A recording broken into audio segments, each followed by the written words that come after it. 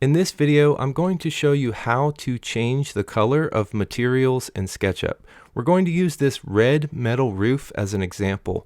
When you paint on a metal roof in SketchUp, it's always red by default, but it doesn't have to be.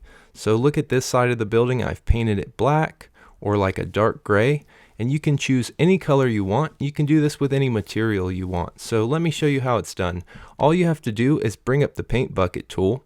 So select it right here in your toolbar, or just hit the letter B in your keyboard, and then click on the material that you want to change to make sure that it's selected. So with this metal roof selected, I'm going to go right here to color and click edit.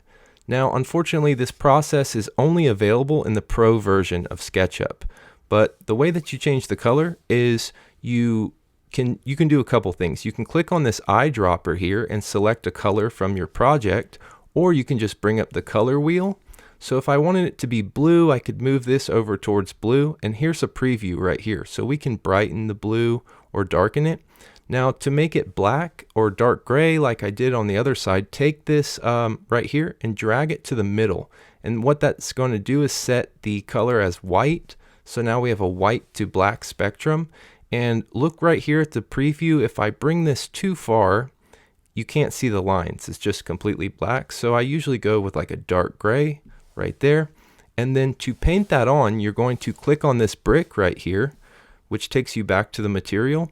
And you're going to want to click this one more time. If you don't, it will just paint the color over this and you won't see the lines. No matter which color you use, it will paint a solid color. So I've clicked on my material again. I'm going to hit B for the paint tool, and now I can paint that on just like that. So that is how you change the color of a material in SketchUp. Thank you for watching, and I'll see you in the next video.